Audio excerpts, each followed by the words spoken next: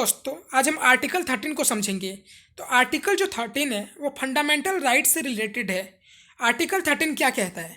Article 13 कहता है कि अगर कोई सा भी कानून हमारे किसी भी फंडामेंटल राइट को अगर वायोलेट कर रहा है तो वो कानून जो है वो असंवैधानिक होगा, अनकॉन्स्टिट्यूशनल होगा। और ये जो पावर दी गई है अनकॉन्स्टिट्यूशनल डिक्लेयर करने की, वो सुप्रीम कोर्ट को आर्टिकल 32 के अंदर दी गई है और हाई कोर्ट को आर्टिकल 226 के अंदर दी गई है। और इसे हम जुडिशियल रिव्यू भी कहते हैं।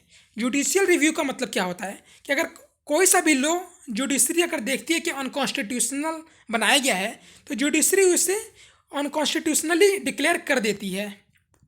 तो यहाँ पे आर्टिकल 13 का मतलब ये है, आर्टिकल 13 में जो लॉ यूज करा गया है वो ब्रॉड पर्सपेक्टिव में यूज करा गया है। तो आर्टिकल 13 में जो लॉ यूज करा गया इसका मतलब क्या हुआ कि वो परमानेंट लॉ जो पार्लियामेंट बनाती है या स्टेट लेजिस्लेचर बनाती है या फिर प्रेसिडेंट ने या स्टेट गवर्नर ने कोई ऑर्डिनेंस दिया है वो भी लॉ के अंदर में आएगा। लॉ के अंदर में और क्या क्या आएगा कि कोई ऑर्डर है, कोई रूल है, कोई रेगुलेशन है, कोई एग्जीक्यूटिव वगैरह अगर कोई रूल रेगुलेशन पास कर रही है वो भी लॉ के अंदर ही आएगा। और कोई सा भी कस्टम, कोई रीति रिवाज ऐसा है कि जो हमारे फंडामेंटल राइट को वायोलेट कर रहा है तो वो भी उस लॉ के अंदर आएगा। तो लॉ को बहुत ब्रॉड पर्सपेक्टिव में यहाँ पे डिफाइन करा गया है। तो यहाँ पे आर्टिकल 13 में एक बात और कही गई है कि जो आर्टिकल 13 में लॉ का मतलब जो है वो ऑर्डिनरी लॉ है, यानी कॉन्स्टिट्यूशनल अमेंडमेंट अगर करा जाएगा तो उसे लॉ के अंदर में नहीं लाया जाएगा। इसका मतलब क्या हुआ कि जो कॉन्स्टिट्यूशनल अमेंडमेंट एक्ट के थ्रू हमारे किसी भी फंडामेंटल राइट को वायलेट करा जा सकता है।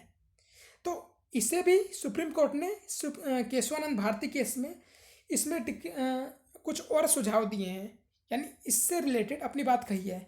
तो सुप्रीम कोर्ट ने क्या कहा है केशवानंद भारती केस में कि पार्लियामेंट को राइट है कि फंडामेंटल राइट्स वायलेट करने की या फंडामेंटल राइट से रिलेटेड लॉ बनाने की, लेकिन वो लॉ जो है वो बेसिक स्ट्रक्चर को वायलेट नहीं करना चाहिए।